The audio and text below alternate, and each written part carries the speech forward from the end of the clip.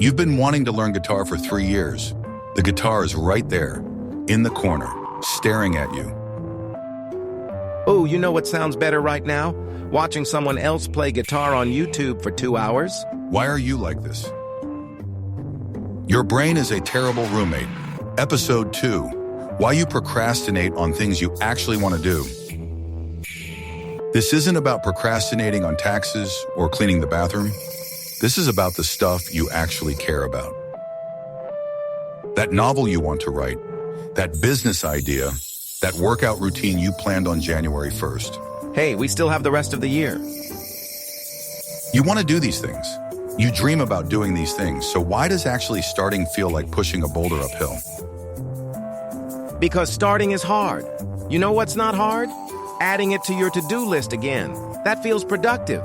Brainy, that list has 47 items on it. Turns out your brain has some very specific reasons for sabotaging the things you love, and they're kind of fascinating. Your brain has 2 separate systems for wanting something and actually doing it. Wanting feels great. It's all dopamine and daydreams. But dopamine drives desire, not action. And here's the kicker. Fantasizing about a goal can actually reduce your motivation to pursue it. I love the wanting part. Imagining yourself on stage playing guitar, chef's kiss, actually practicing scales? Boring. So you'd rather dream about doing it than actually do it? Dreams don't have calluses. Here's the big one. Your brain massively overvalues how you feel right now versus how you'll feel later. Psychologists call it present bias. We discount future rewards by up to 50% per time period. Your brain treats future you almost like a stranger. In fact, fMRI scans show different brain regions activate for your present self versus your future self. So when you choose Netflix over working on your novel, you're not lazy. Your brain literally can't feel how happy future you would be. Future you is basically a stranger. Why would I do favors for strangers? Starting a task requires way more mental energy than continuing one. Scientists call it activation energy, just like in chemistry. Starting uses more prefrontal cortex energy than maintaining a task. After 10 to 15 minutes, the brain enters a flow state more easily. This is why just 5 minutes actually works. It's like a cold pool. I know it'll feel great once I'm in, but that first step? No, thank you. That's actually a really good analogy. I have my moments. Here's one that's sneaky. If something matters to you, you're more likely to procrastinate on it. Because if you never start, you can never fail. Fear of failure is the #1 predictor of procrastination on personal goals. Perfectionism and procrastination are highly correlated. We protect our self-image by avoiding tasks where we might not be great. If we never write the novel, it could still be the best novel. In our head, it's a masterpiece. Why ruin that? Because it doesn't exist, Brainy. Exactly, no 1-star reviews. Your phone gives you instant dopamine. Your passion project gives you delayed dopamine. Guess which one your brain picks every time?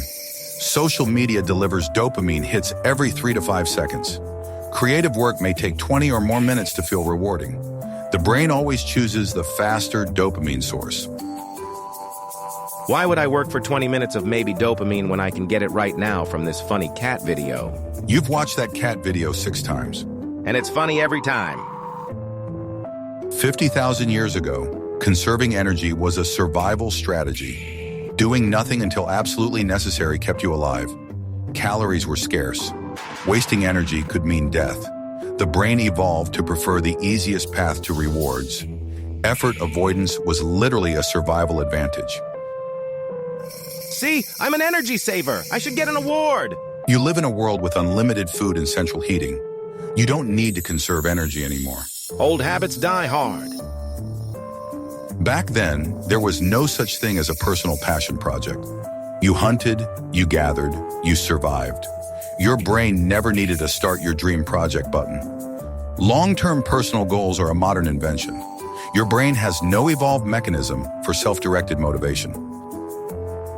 I was built for Run from the Bear, not finish chapter 3 of your self-published romance novel. It's a thriller, actually. Sure it is. So your brain wasn't built for this. Fine, But there are some surprisingly simple tricks to get around it. Tricks! I'm too smart for tricks! Tell yourself you'll only do it for 2 minutes. Just 2. Your brain can handle 2 minutes of anything. Once started, 80% of people continue past the 2-minute mark. Starting is the hardest part. Momentum does the rest. Reduce the friction. Want to exercise? Sleep in your workout clothes. Want to write? Leave the document open on your screen. Oh no, he's removing my excuses. And here's the big one. Stop beating yourself up for procrastinating. Research shows self-compassion actually reduces future procrastination. Wait, being nice to myself makes me more productive? That doesn't sound right. It is. Guilt makes it worse. Put your passion project in your calendar. Give it a time slot. Your brain respects appointments more than intentions. Ooh, a meeting with myself? Sounds important? It is important, Brainy. So the next time you catch yourself watching tutorials instead of doing the thing, I'm researching. This is preparation. Brainy, you've watched 40 hours of guitar tutorials and you can't play a single chord. I know the theory, though. Just remember, 2 minutes. That's all you need. Start messy. Start bad. Just start. Fine. But if it's terrible, I'm blaming you. Deal. If your brain is a terrible roommate too, hit subscribe. Next time, we're talking about why Brainy makes you overthink a simple text message. See you Thursday.